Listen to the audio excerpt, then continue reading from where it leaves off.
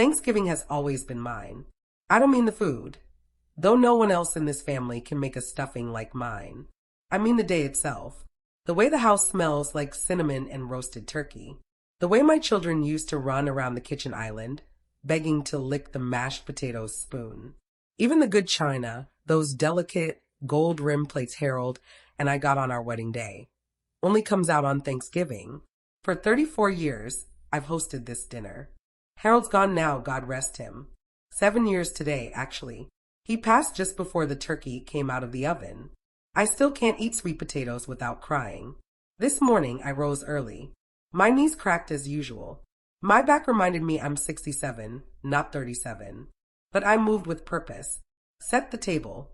Trimmed the pie crusts. Lit the apple-scented candles. Everything was exactly how it was supposed to be. Except when they arrived, it didn't feel like my house anymore. Jason, my eldest, came in first. He barely looked up from his phone before giving me a one-armed hug. Then came his wife, Melinda. She walked right past me and started rearranging things, like I was her hired help. She brought her own centerpiece. The one I made, real pine cones, ribbon, cranberries, she quietly slid aside. Replaced it with something from a department store. Cold, glassy, expensive. I try not to let it get to me. Not today. Dinner was ready by 5. The table looked beautiful, my table. That's when it happened. I walked into the dining room and froze. My chair, the one Harold built for me the year after we bought this house, was gone. It wasn't broken. It wasn't moved. It was simply missing. In its place was one of the fold-up chairs from the garage. And sitting where I always sit, at the head of the table, was Melinda. She looked up and smiled, wide and fake. "Oh, Evelyn, I thought we'd switch things up this year. Make it feel more modern." Modern. I opened my mouth, then closed it. Jason didn't say a word. Not one. Even the grandkids were already seated, laughing, oblivious. I stood there, holding the gravy boat like an idiot, while everyone else took their place like it was perfectly normal to erase me. I sat in the fold-up chair. It creaked under my weight. It wasn't even level. The room buzzed with voices, forks scraping china, laughter rising, but none of it felt warm. It felt like I was dining inside someone else's life. And in that moment, I realized something I hadn't dared admit before. They'd stopped seeing me as a person. Maybe they thought I wouldn't notice, but they were wrong. They took my chair like I was just a ghost in the room. But I'm still here. If this story made you feel something, like comment and subscribe. Asterisk, asterisk, you'll want to see how this ends. Asterisk, asterisk. The gravy turned cold before I could even put the spoon down. No one noticed. Melinda passed the turkey like she was the host, directing traffic with her manicured fingers. Pass that down to Jason. No, don't give Evelyn the leg. She never eats dark meat. That was a lie. I always eat dark meat. Always have. But I didn't say a word. I just smiled and reached for the cranberry sauce like my hands weren't shaking. At one point, Jason tapped his glass with a spoon and cleared his throat. I just want to say, this year's been big for us. New job, new car, and we're starting renovations soon. Turning the study into a nursery, just in case. The room clapped. Melinda glowed. My heart stopped. Nursery? I asked. Are you expecting? Melinda laughed, but it wasn't kind. Not yet. But, just preparing. This house has so much room. This house. My house. Jason chuckled and said, we've got big plans for this place. Everyone nodded along like this was a family consensus, not a decision they'd made without me. I looked around the table. No one made eye contact, not even the grandkids. For a moment, I wondered if I died and no one told me. After dinner, I cleared the dishes alone. Not even a thank you. I stood at the sink, sleeves rolled up, scrubbing gravy off my grandmother's china, while Melinda scrolled her phone from the couch, and Jason told a story about stocks to his brother-in-law. They were sitting in my living room like it belonged to them. Later, I overheard Melinda whispering on the phone. She said, no, I'm sure. The deed hasn't been updated yet, but once she's out, we'll handle it. We just need her to sign. I dried my hands and stood in the hallway, invisible again. Once I'm out, I didn't need a lawyer to tell me what that meant. They weren't just taking over the holiday. They were preparing to take over my life. I walked into the laundry room and closed the door. For the first time in years, I let myself cry. Not quietly, not politely.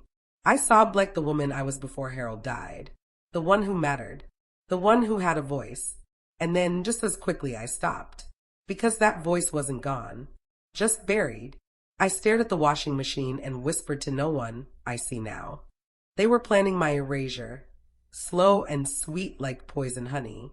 But if they thought I'd go quietly, they'd chosen the wrong matriarch. The next morning, I didn't make breakfast. I didn't bake cinnamon rolls like I always did the day after Thanksgiving. I didn't lay out the leftover pies. I didn't even put the coffee on. Instead, I walked into the master bedroom, opened Harold's old dresser, and pulled out the small fireproof safe he always kept tucked in the bottom drawer. The key was still hidden in the hollow of his shaving brush, exactly where he left it. My hands trembled as I turned the lock. Inside were the documents he had always told me to keep an eye on, even though I'd never needed them until now. Insurance papers, Social Security records, his will, and there it was, the deed. Monroe residence, Evelyn S. Monroe, sole owner. Harold had never added Jason. He hadn't even suggested it. He'd said, "It's yours, honey," in every way that matters. I clutched the paper to my chest like it was the last piece of him I had left. I had given them everything. Meals, time, forgiveness. But this was mine, and I wasn't letting go. I called Diane Marks, our family lawyer, that afternoon. She picked up on the second ring. "Evelyn, it's been years. How are you holding up?" I told her everything. Not the sobbing, not the bruises to my dignity, just the facts. How Melinda spoke like the house was already hers. How Jason smiled but said nothing. How I found myself sitting in a folding chair in my own dining room. Diane was quiet for a beat, then said, "Do you have the original deed?" "Yes." "Then you're still in full control, Evelyn. Legally and otherwise." She paused, then added, "Do you want to proceed quietly or with force?" I thought about that. "I want the truth to hurt a little," I said softly. She chuckled. "Then let's do this right." We set up an appointment for Monday. She told me she'd prepare ownership reaffirmation papers, eviction clauses, and a letter of intent. "No one can kick you out of what you already own," she said. "But we'll make sure they understand that clearly." I hung up and stared out the window. The backyard still had Jason's old swing set. Harold had built it in a weekend. He'd blistered his hands, then kissed mine when I brought him lemonade. They could erase my chair. They could pretend my name wasn't on every memory. But they couldn't rewrite what was written in ink and in sacrifice. The house was mine, and soon they'd remember that. The following week, I smiled more than usual. I baked muffins and dropped them off at Jason's office with a sweet note. I told Melinda she could host Christmas Eve this year if she wanted. I let them think I was folding, because that's what they were used to, me folding. I wore my softest sweaters. I asked for recipes. I laughed at Jason's dry jokes. But every time they weren't looking, I was signing papers. Diane had everything ready within days. Reaffirmation of title, power of attorney transfers, advance directives, and a formal notice of non-inheritance occupancy. I didn't even know that was a thing until she explained it. Basically, it meant if you're living in my house, you're either on lease or on notice. Melinda would hate that. Jason might cry, but I didn't flinch. The sweetest part? They had no clue it was coming. Melinda started getting bolder, like all tyrants before their fall. She replaced my curtains, rearranged the living room, told me she'd hired a decorator for the guest room, my bedroom. I smiled and said, "How lovely," then went upstairs and shredded every design catalog she left on my bed. I wasn't angry. Not really. I was precise. A few days later, Diane sent over a package marked confidential. I locked it in the desk drawer where I used to keep coloring books and lunch notes. It wasn't revenge. It was redirection. Melinda wanted to be queen of the castle. Fine. But queens don't reign in houses they don't own. That weekend, I took Rose, my 9-year-old granddaughter, to the craft store. We painted seashells and talked about dreams. She said she wanted to be a lawyer. I nearly cried in the parking lot. At dinner, I let Melinda talk over me. I let Jason ignore me, but I watched. listened, remembered. They thought kindness meant surrender. They were wrong. Because beneath the apron and arthritis, I was still the woman who built this family. I was just done letting them tear it down. It all started with a manila envelope. Melinda found it in the entryway, left accidentally on purpose by the mail slot. It had Diane's name printed neatly on the front and a seal in the corner. She didn't say anything that evening, but her smile at dinner was tight. Her jaw clenched just enough to show she was rattled. Jason noticed it, too. He glanced between us like a referee at a boxing match that hadn't started yet, but everyone knew was coming. After the dishes, he followed me into the kitchen. "What's going on with the lawyer stuff, Mom?" I turned from the sink and looked him straight in the eye. "Just updating things. Making sure the house is in order." His brows pulled together. "Why now?" I dried my hands, slowly, because I waited long enough. He didn't argue. Didn't apologize either. Just walked out of the kitchen like a boy who didn't understand the rules of the game anymore. The next morning, I drove across town to see Thomas, Harold's younger brother. He still lived in the same little farmhouse with the chipped porch swing. He made strong coffee and always added 2 cubes of sugar before I even asked. When I told him everything about Thanksgiving, the missing chair, the legal papers, he didn't look surprised. "Harold always said Melinda had a slick tongue and a steel backbone," Thomas said. "But he never thought she'd try to gut the house from the inside." I laughed, bitter and small. "They don't even see me, Tom. I'm just furniture to them. You're oak, Evie, not furniture. They'll learn." He offered to be my witness for the paperwork Diane needed notarized. We sat on his porch afterward, watching birds pick crumbs off the railing. "I thought I raised them better," I whispered. "You did," he said. "But even good roots can grow wild when no one tends the soil." That stuck with me. When I got back home, Jason and Melinda were arguing in the living room, voices low but sharp. I didn't interrupt. I just walked upstairs, past the open boxes labeled storage, past the paint swatches taped to the wall, and into the room that was still, for now, mine. The walls knew. The floor creaked under my steps, like it remembered every version of me that had ever stood there, wife, mother, widow, maid. Now I was something else. I was the storm they didn't see coming. 2 weeks before Thanksgiving, I mailed out the invitations.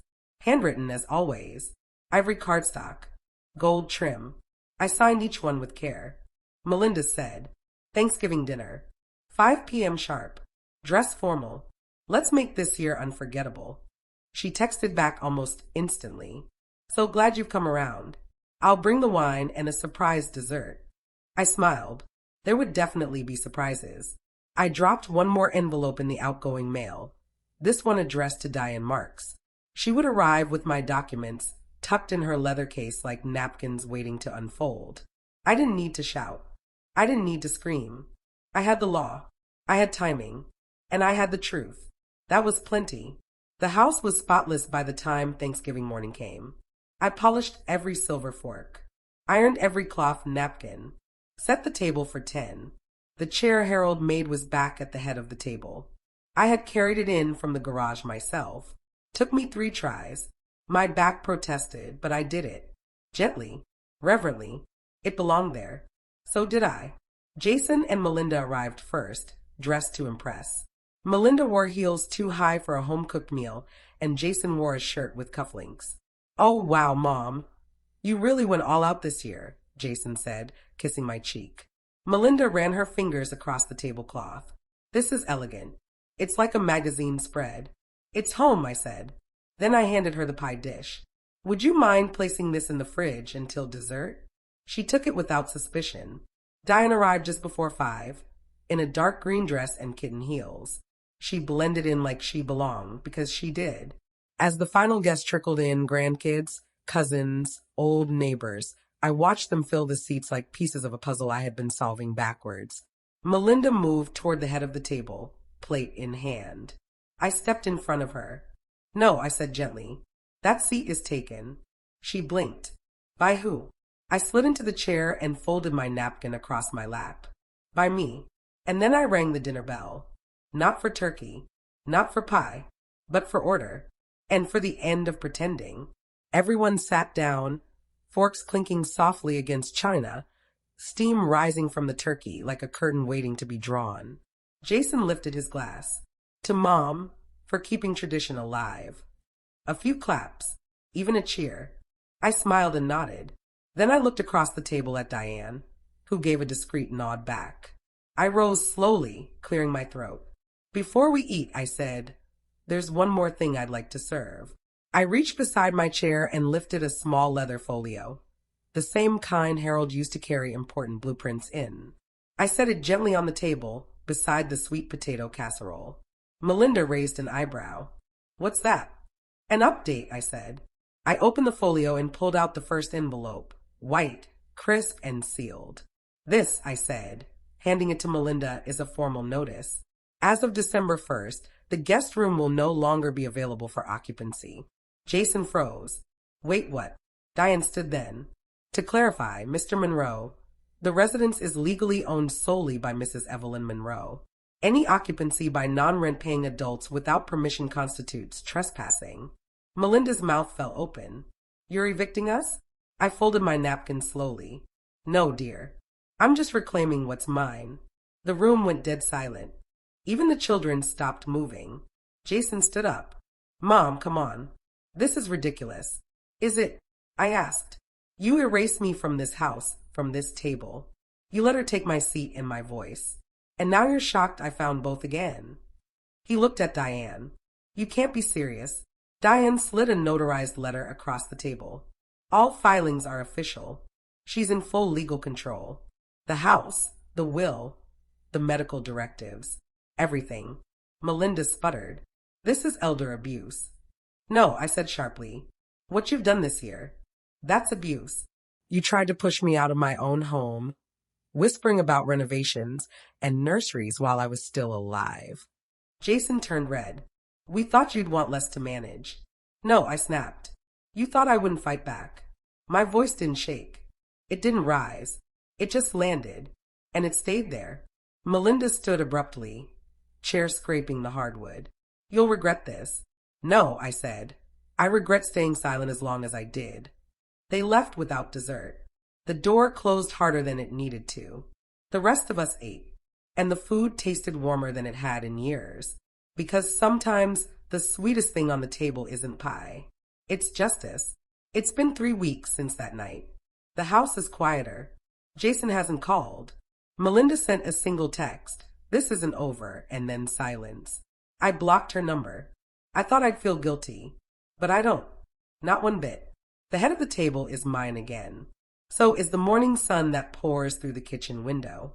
So is the creaky floorboard in the hallway that I used to curse but now find oddly comforting. I've started rearranging things. Not just furniture. Life. I moved Harold's old armchair back into the den. I've been reading again real books, the kind with crease spines and stories that make you cry. I've even been taking walks. No more folding chairs. No more stepping around whispers. The walls know me again. And I know myself. Rose came by last weekend. She stood at the front door holding a mug she made me at school. World's best grandma in messy blue paint. I nearly cried right there on the porch. She walked in, looked around, and said, "It smells like your house again." She was right. I made us hot cocoa, and we sat at the dining table, my dining table, and played cards until her mom picked her up. Before she left, Rose looked at me and asked, "Are you sad they're gone?" I paused. "No," I said. "I'm sad it had to come to this, but not that it did." She nodded like she understood, even if she didn't fully. I kissed her forehead and whispered, "Never let anyone move you from your own seat." And I meant it. Tonight, I'll eat leftovers in peace. No tension. No pretending. Just quiet. And the sound of my fork against a plate I earned every right to sit behind. This house is mine. So is my story. And this year, I serve something no one expected. A second chance at dignity.